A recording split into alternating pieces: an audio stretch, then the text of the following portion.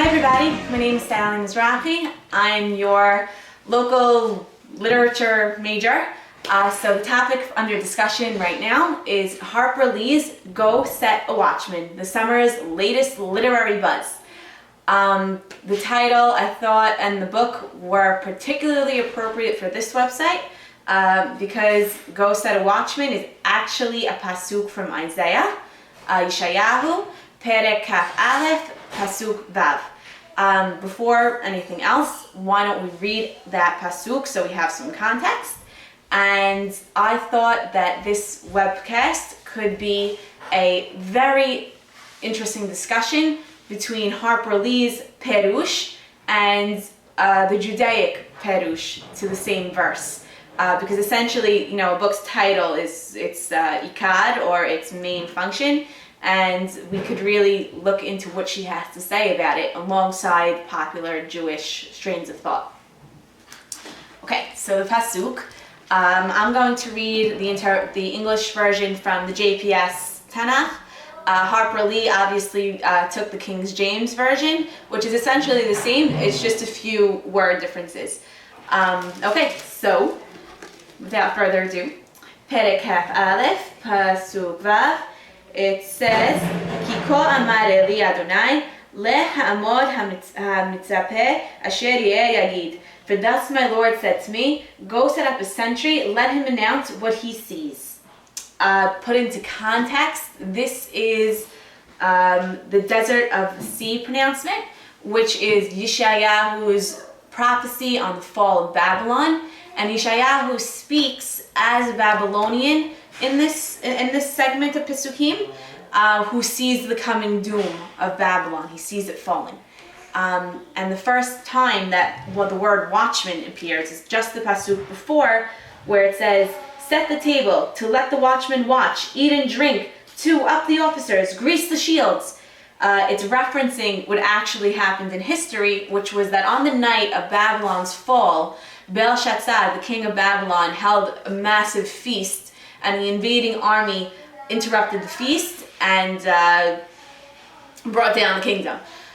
So Yeshayahu is actually in context, and he's citing the feast and the need to set a watchman to see the impending doom. Okay, so enough of that.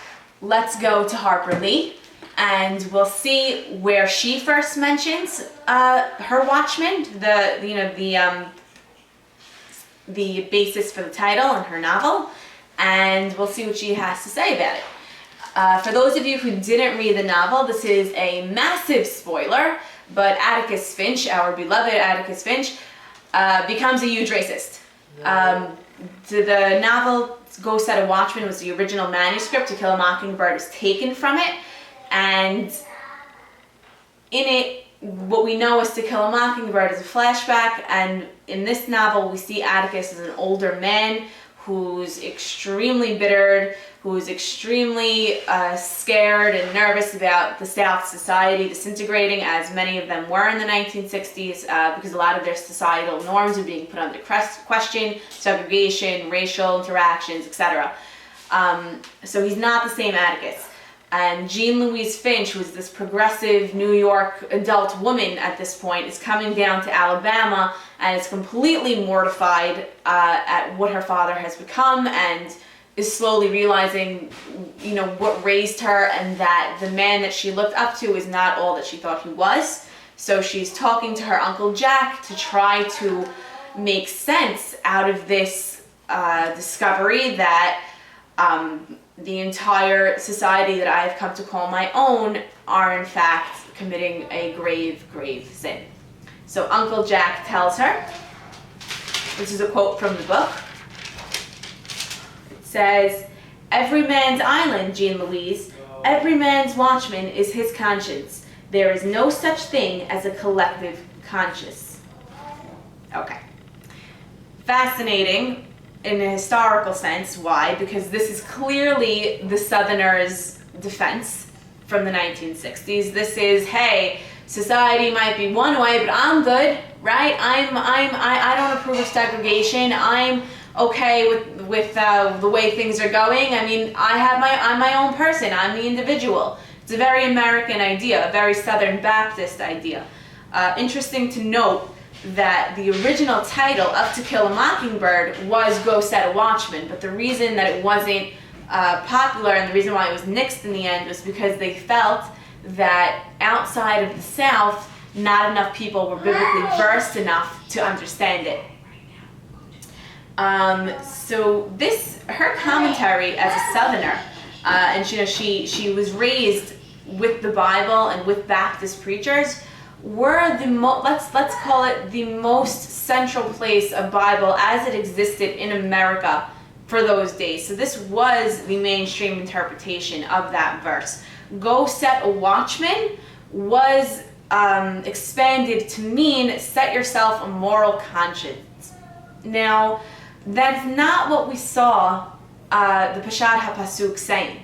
The Peshat HaPasuk, when we read it in our Bible, in our version, on a basic level, this watchman, so-called, was nearly a sentry. I mean, the JPS translation doesn't even say watchman, it says sentry. He was a posted guard, a herald to call out the impending doom. He was not a person who said right or wrong. He was basically a person saying duck, duck and cover. Like that's the equivalent there. So this is a little bit of an inflation of what that watchman was supposed to mean.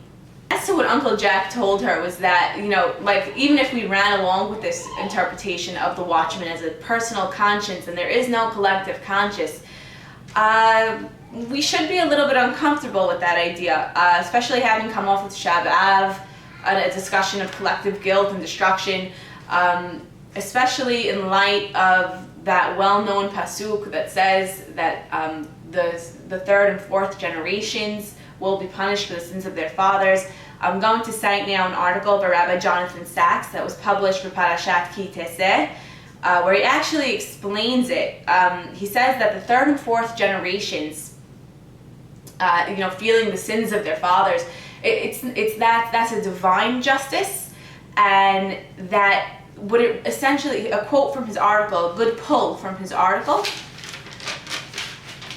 is he says the following: if we fail to honor our responsibilities as parents, then though no law will hold us responsible, society's children will pay the price. They will suffer because of our sins.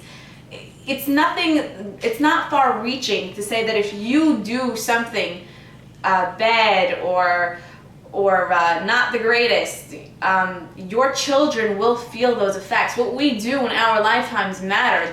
They continue even if we do not. Rabbi Sachs even goes further to quote Maimonides in Sefer HaMitzvot when he says, "Let a person not say, 'I have not sinned,' and if someone else commits a sin, that is a matter between him and God." This is contrary to the Torah. There is a sense of communal responsibility. There is a communal conscience on some level. We cannot live as isolated beings. And the way that Harper Lee perhaps squared her feelings about being in the South and being the region of the country under attack for its norms, for its ideals that were wrong. She's a member of that society who has to deal with that now. Her answer essentially is, I'm good, don't worry about it, I'm my own island. She set her watchman, so to speak. That is what the book was essentially about. It was about setting your own watchman, being your own lookout, but I think if placed into proper context, that watchman is a herald for society. It is the impending doom. The original intent of the verse can't be ignored. This was a guard set up for the downfall of society. It's more than an individual sense of right and wrong. You are part of a wider, greater world, no matter what you have to say or think about it. Harper Lee, at the end of the day, is a Southerner, and that led to her publications of her books, that led to her ideas, and she cannot pretend that she exists in a bubble. None of us can. What intrigued me was the idea that we don't have to go back to Milton to see a discussion of Bible in a wider context. It's here. It's all around us. It's being published in the latest newspapers and magazines. And if we care to look a little bit further, we'll see that we're not alone in our fascination with this book. It is still very much relevant. It is still very much a driver of trends. And most importantly, an inspiration for conversation. I'd like to say thank you to Esther Leventer for building this site, for allowing these discussions to be had, and I look forward to having more. Thank you.